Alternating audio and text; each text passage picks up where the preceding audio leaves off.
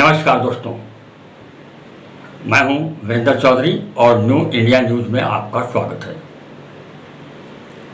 हाल ही में आज हम जिस पर चर्चा करेंगे, हाल ही में पंजाब में शिव सैनिकों और सिखों के बीच एक झड़प हुई। पता ही चला कि शिव सैनिक वहाँ नारेबाजी कर रहे थे कि खालिस्तान मुर्दाबाद, खालिस्तान मुर्दाबाद। खालिस्तान मुर्दाबाद नारे उस वक्त गायब थे जब पंजाब में आतंकवाद अपनी चरम सीमा पर था। 3-4 दशक हो गए, खालिस्तान दफन हो चुका था। अब पंजाब में खालिस्तान जिंदाबाद, खालिस्तान लेकर रहेंगे के नारे गायब हो गए थे। लेकिन अचानक ये जो शिव सैनिकों ने वहाँ नारेबाजी की कि खालिस्तान मुर्दाबाद, इसके पीछे क्या वजह थी? तो दोस्तों, दरअसल सत्ता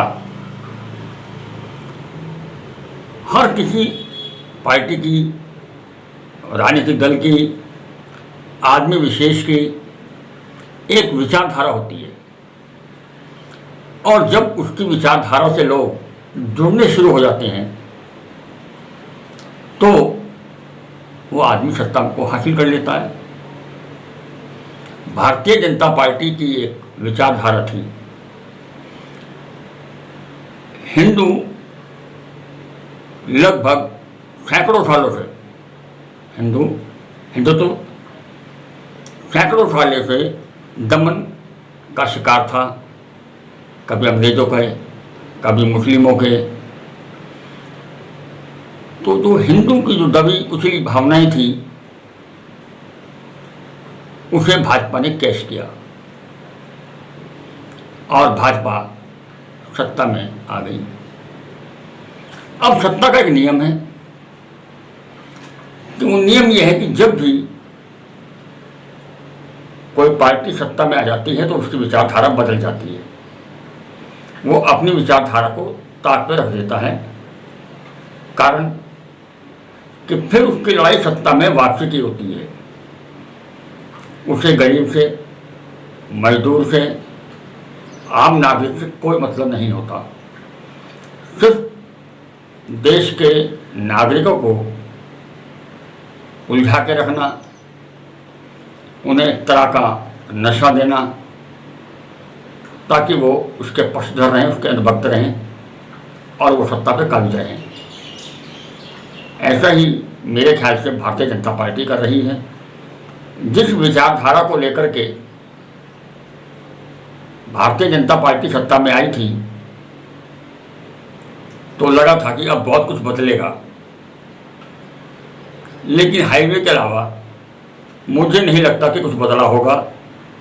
महंगाई पिछले 3 दशकों में सबसे ऊंचाई पर है, लेकिन ऐसा नशा नागरिकों में है, देश की जनता में है कि वो बहुत लोग में से मेरी बात होती है तो वो कहते हैं कि पेट्रोल चाहे 150 रुपये हो जाए, लेकिन सरकार राम भक्तों की रहेगी। अब वो राम भक्त कौन से हैं ये अलग बात है, वो ये उनके समझ में नहीं आएगा। तो जो पंजाब, अभी हम बात कर रहे थे पंजाब की, अचानक ये खालिस्तान जिंदाबाद के नारे क्यों लगे? मेरे एक मित्र हैं डीपी सिंह, मेरठ के अंदर जो उत्तर प्रदेश गांव प्रधान संगठन के अध्यक्ष हैं, उनसे जब मेरी वार्ता हुई तो उन्होंने जो अपने विचार व्यक्त किए वो ये किए कि भाजपा ने पंजाब में, जब भाजपा पंजाब में हार गई तो बौखलाहट में दोबारा सत्ता पाने के लिए उन्होंने खालिस्तान का नारा पैदा कर दिया। यानी कि भारतीय जनता पार्टी दोबारा से आतंकवाद को पनपाने में लग गई। हरियाणा में क्या हुआ, उत्तर प्रदेश में और अन्य राज्यों में तो जय श्री राम और मुसलमान थे।